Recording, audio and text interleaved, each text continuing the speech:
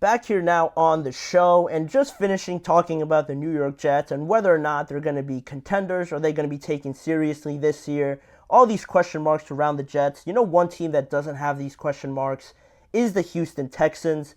They've reloaded and restocked this year on some of the best talent that you could find out there in the free agent market, as well as just trading for Joe Mixon as well, and just making this team as much of a juggernaut that you can make it after having a successful season in CJ Stroud's rookie year, and now to improve so much in his second year. People are already hyping up this team, me included in that group, that they're going to be serious contenders for at least the conference championship, just based on what we saw last year. The potential is off the charts for this team, just thinking about all the weapons that they have. If you look at Houston in just this period of how much they flipped this team from 2022, where they were 31st in yards, in offensive yards, and 30th in the NFL in points per game, to now add Stephon Diggs and Joe Mixon to this young group that last year improved from 31st in yards to 12th in yards in the NFL, and also in that same breath from 30th in points in 2022 to all the way to 13th in points as well. In CJ Stroud's just first year, to jump up that much was already impressive, and you were already looking forward to seeing guys like Nico Collins, Tank Dell, Dalton Schultz, and some of these players just develop alongside and go through this journey all together. But now you add some of these experienced guys, some of these successful, very talented players like Diggs and Joe Mixon, and bringing back Dalton Schultz as well. Now those expectations are through the roof and have jumped up about 2 levels in terms of where people are expecting the Houston Texans to finish this year in terms of rankings and in terms of positioning in the playoffs and just overall in the NFL. And on that topic, CJ Stroud spoke to the media yesterday. Really just them being the first team in training camp.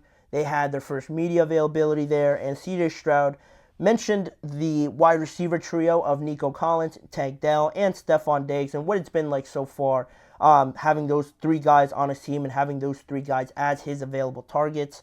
He said it's fun, a lot of hungry guys and guys who have played some great ball in their careers and just ready to win and ready to eat, and he referred also to the entire group, adding in Dalton Schultz and Joe Mixon to those 3 guys as just having this 5-headed monster out there, in his words, that just makes it easier for him, obviously, to throw to, but also just so much fun to have all those guys at his availability on the offensive side of the ball.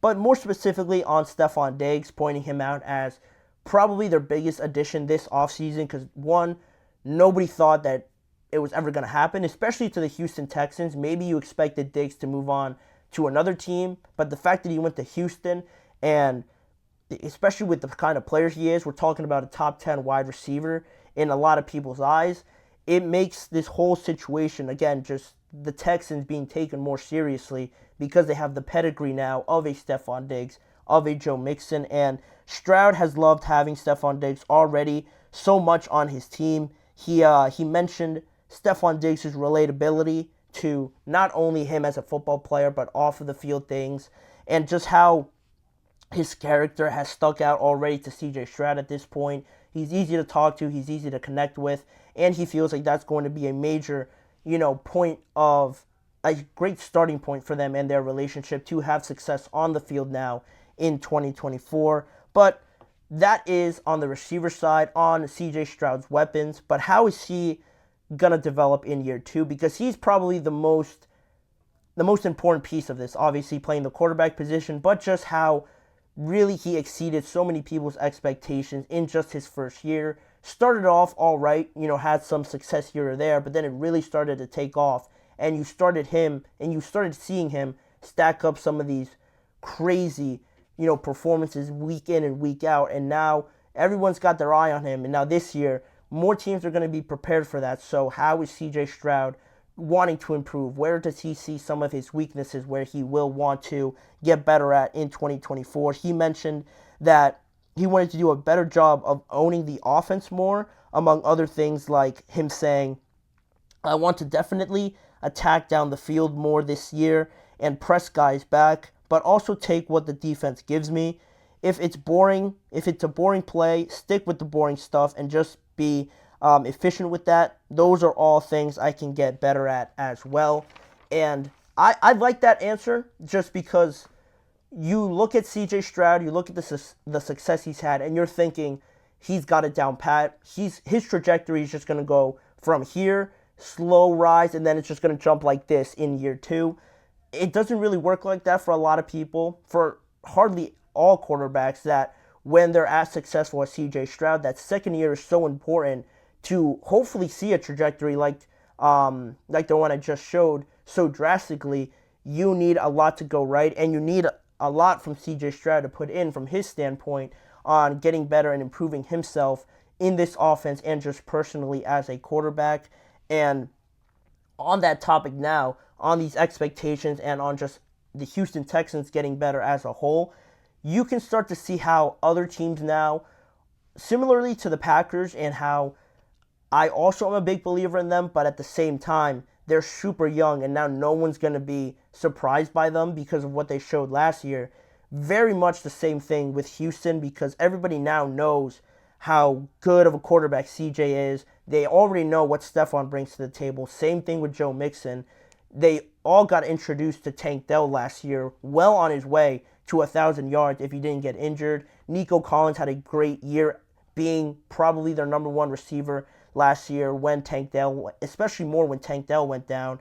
Now everybody knows that. That's going to be on the scouting report. That's going to be on the whiteboard. And now teams are game planning, specifically finding all the weaknesses to all their games to try and get them to stutter on offense, to try and stifle them when they do play them at some point this year.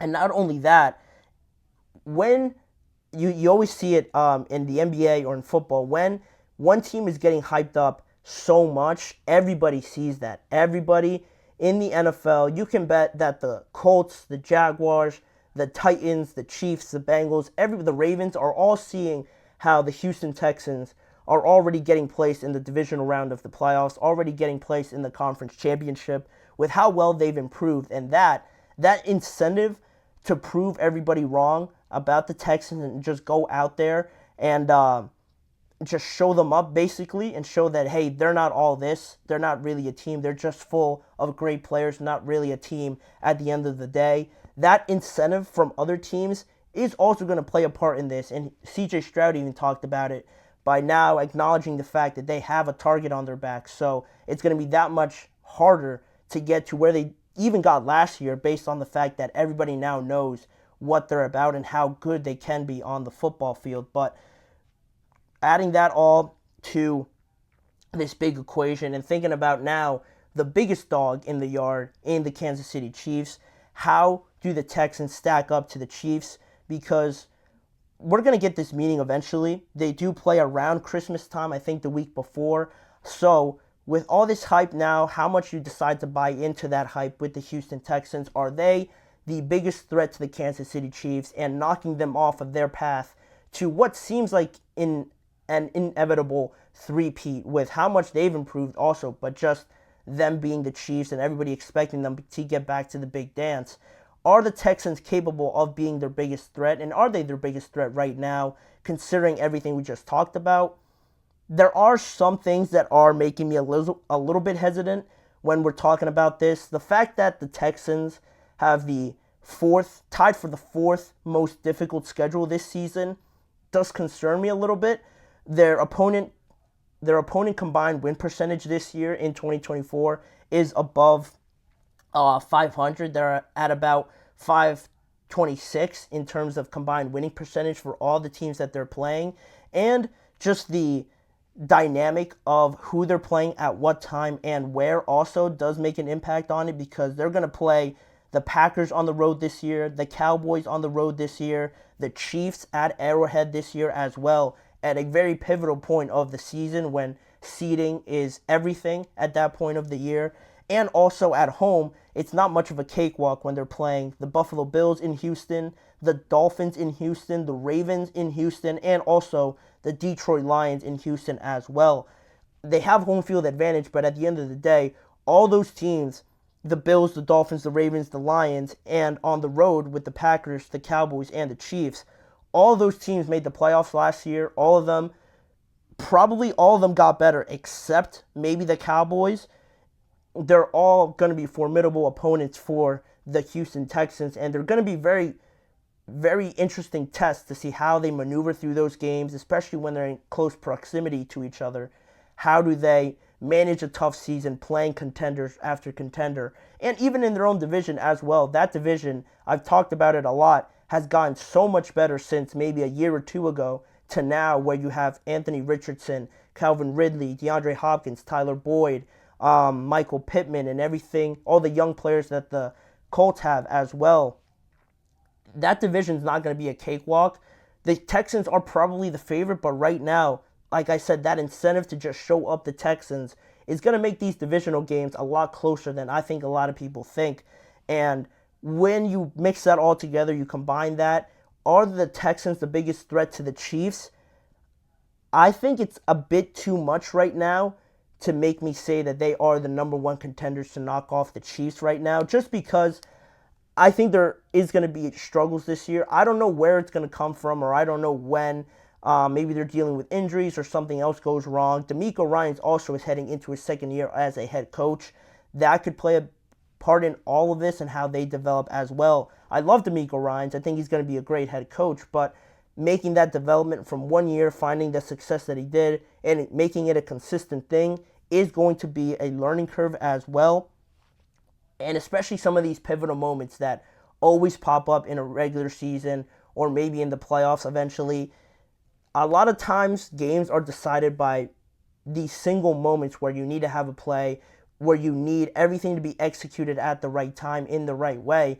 And if you aren't successful in that because you lack that experience in some of the big games, that's where I think maybe the Texans could falter. Because if you look at the roster, it's hard to pick out one position group that's glaringly bad. But right now, I'd like to side with the experienced teams. Like, I would say the Eagles and the 49ers right now are more of a threat to the Kansas City Chiefs and stopping that three-peat rather than the Houston Texans. And that's coming from a guy that right away, once they made all these additions, was right in that bandwagon saying that the Houston Texans are going to be unstoppable. But dissecting it a little bit more makes me a little bit more cautious, a little bit more weary about throwing all of my chips in that basket on the Houston Texans and saying that they have a great opportunity to knock off the Chiefs, because the Chiefs, Patrick Mahomes, is a whole different animal.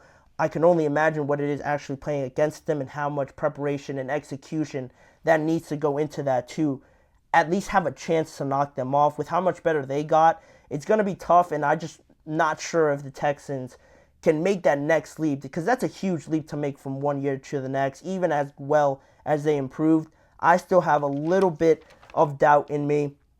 They could prove me wrong. Hopefully they do. The games are going to be great when they do match up with the Chiefs. I'm very much looking forward to that. But on that topic, let me know what you guys think about it. Who is the biggest threat to the Chiefs? If it's not the Houston Texans, let me know in the chat box or in the comment section after this video. With that being said, we're going to go to another break. We have 2 more topics to talk about on today's show. Just mentioning the Chiefs, we're going to talk about more on them and their new rookie wide receiver, Xavier Worthy, how Patrick Mahomes is not taking it easy on him even though it's his first year. And then to wrap it up, the differences that Montez Sweat, the defensive end for the Chicago Bears, has already noticed between the Bears defense and the Washington Commanders defense that he was on to start his career. We're going to touch on those 2 topics when we return. We'll be right back after this.